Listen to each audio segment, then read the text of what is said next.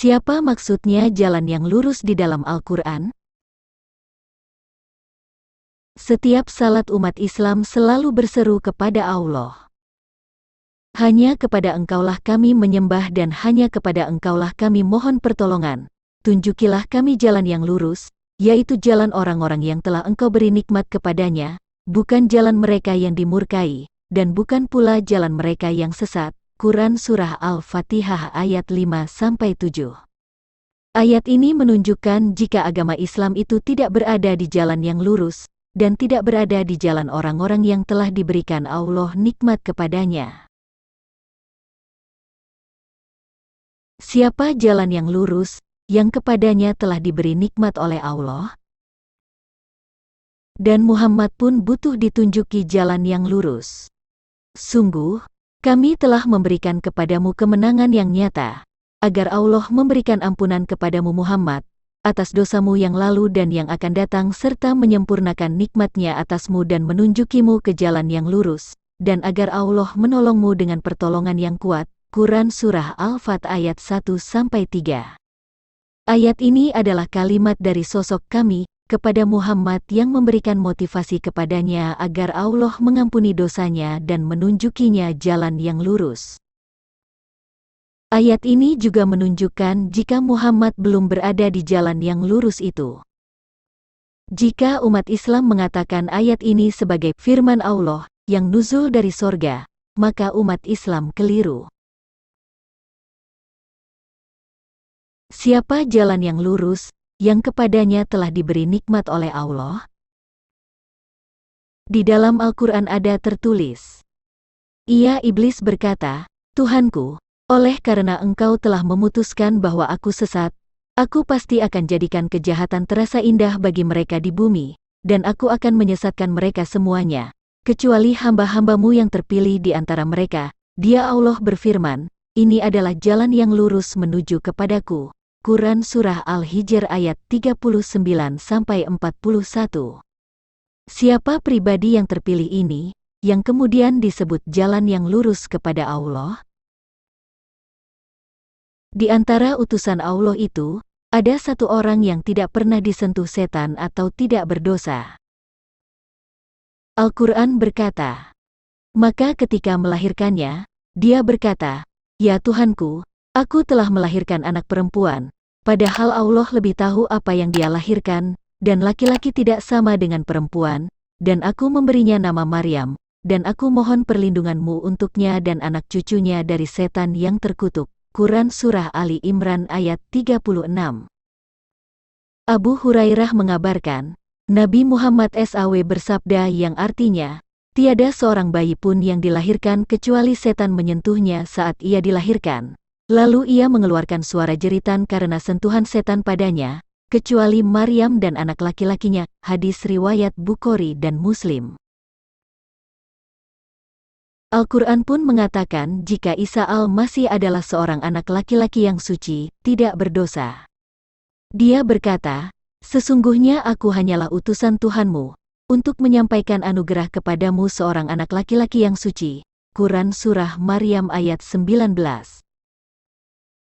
Dengan demikian, hamba Allah yang terpilih yang sama sekali tidak pernah diganggu oleh setan adalah Isa al-Masih, sehingga Isa inilah yang disebut jalan yang lurus menuju kepada Allah. Isa al-Masih juga seorang hamba yang telah diberikan nikmat kepadanya oleh Allah. Al-Quran berkata, dia tidak lain hanyalah seorang hamba yang kami berikan nikmat kepadanya dan kami jadikan dia sebagai contoh pelajaran bagi Bani Israel. Quran Surah Az-Zukhruf ayat 59. Siapa Isa al-Masih yang disebut hamba Allah itu? Al-Quran berkata, Al-Masih sama sekali tidak enggan menjadi hamba Allah, dan begitu pula para malaikat yang terdekat, dan barang siapa enggan menyembahnya dan menyombongkan diri, maka Allah akan mengumpulkan mereka semua kepadanya. Quran Surah An-Nisa, ayat 172. Ada dua informasi penting yang terkandung di ayat ini, yaitu, Al-Masih sama sekali tidak enggan menjadi hamba Allah, dan barang siapa enggan menyembahnya dan menyombongkan diri. Pertama, Al-Masih sama sekali tidak enggan menjadi hamba Allah.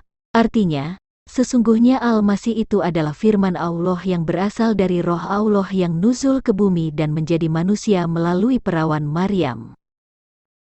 Kedua, dan barang siapa enggan menyembahnya dan menyombongkan diri, kata menyembahnya di ayat ini adalah pribadi yang diberitakan di ayat ini, yaitu Isa Al-Masih, sebab Isa itu adalah firman Allah dan roh Allah yang menjelma menjadi manusia.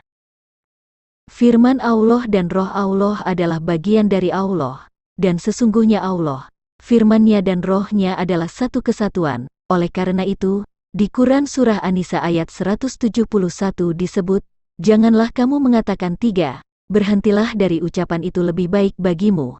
Sesungguhnya Allah Tuhan yang Maha Esa." Tiga yang dimaksud dalam konteks ayat ini adalah Allah, firman-Nya dan roh-Nya. Al-Quran pun secara langsung mengatakan jika Isa Al-Masih adalah jalan yang lurus. Isa berkata, "Dan sesungguhnya Allah itu Tuhanku dan Tuhanmu, maka sembahlah Dia, ini adalah jalan yang lurus." Quran Surat Maryam ayat 36. Isa berkata, "Sesungguhnya Allah itu Tuhanku dan Tuhanmu, karena itu sembahlah Dia, inilah jalan yang lurus." Quran Surat Ali Imran ayat 51. Dan sungguh, Dia, Isa itu benar-benar menjadi pertanda akan datangnya hari kiamat. Karena itu, janganlah kamu ragu-ragu tentang kiamat itu dan ikutilah aku, inilah jalan yang lurus. Quran Surah Az-Zukhruf ayat 61. Isa berkata, "Sungguh Allah, Dia Tuhanku dan Tuhanmu, maka sembahlah Dia, ini adalah jalan yang lurus." Quran Surah Az-Zukhruf ayat 64. Isa Al-Masih adalah kebenaran.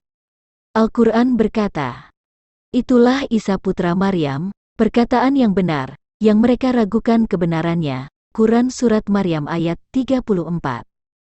Isa putra Maryam, perkataan yang benar, artinya Isa itu adalah kebenaran atau firman Allah.